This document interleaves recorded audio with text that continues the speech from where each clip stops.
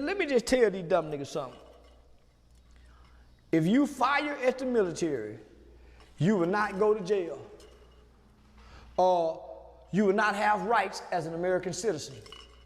You will be classified and documented as a domestic terrorist. Mm-hmm. You might go to Guantanamo Bay. You have no due process of rights once you classified as this. Or you might go over to El Salvador where they got to keep your ass like this. And you gonna cry like a motherfucker. You gonna cry like a motherfucker. Hey, man, so I pray to God that these Chicago kids shoot back at our military so they can have every right and every excuse to exterminate black people in Chicago. Give them the right, because if you do that in this town, it's gonna give them the right to, nigga, please, I hope y'all do it so white folks can show niggas how bad white folks really is. See, you niggas just kill niggas. You don't have one Chicago YN nigga in jail for killing a white person or even shooting at a Mexican. Y'all scared of the Puerto Ricans up there, Chi-Town. When they send these soldiers over here with them helmets on and you can't see their eyes or their face, and they take you somewhere that you ain't never been and you can't make a phone call, man, don't have your mom and them crying. So I hope they do, because nigga, they ain't ready for what they think they ready for.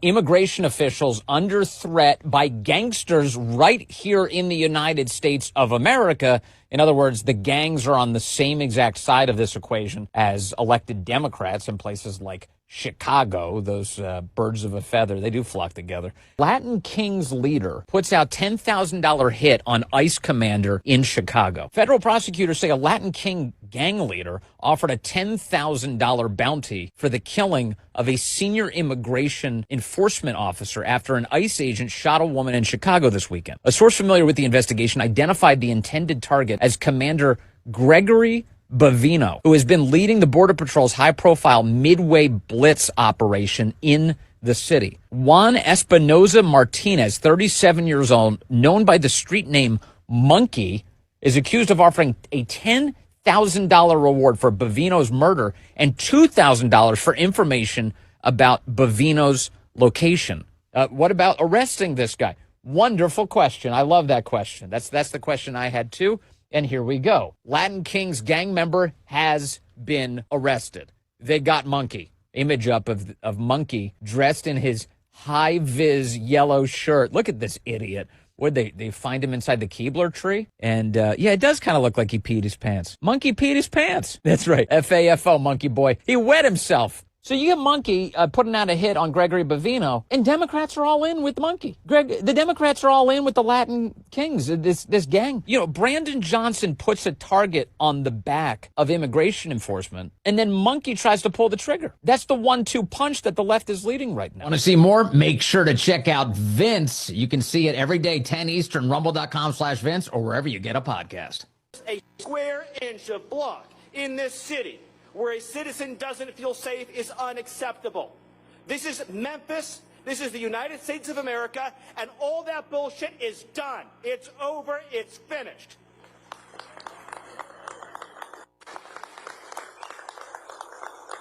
You know, the gangbangers that you deal with, they think that they're ruthless.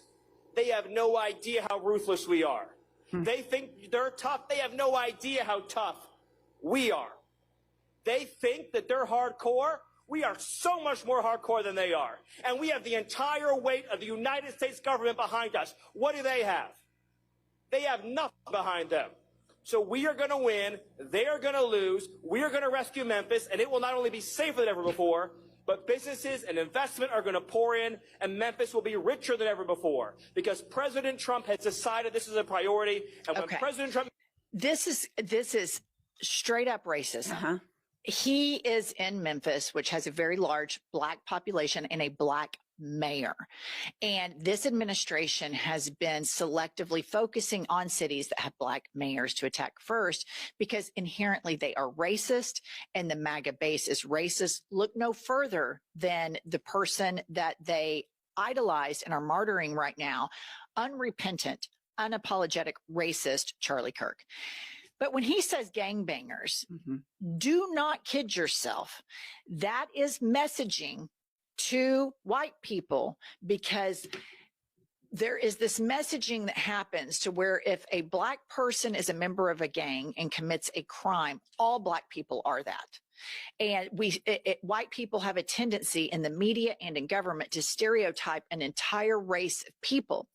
We have a white lone wolf problem right now of white men getting radicalized online and shooting stuff up all over the place. And that same stereotype doesn't apply to all white men.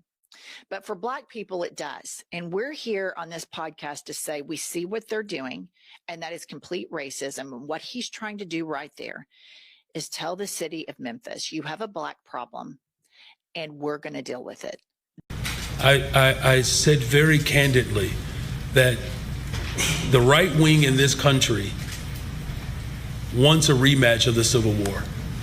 I want that to sit in right now, because the President of the United States of America has declared war on the people of Chicago and people across America. That's right. He's more interested in giving billions of dollars to other nations, while farmers in urban cities around this country are literally being destabilized.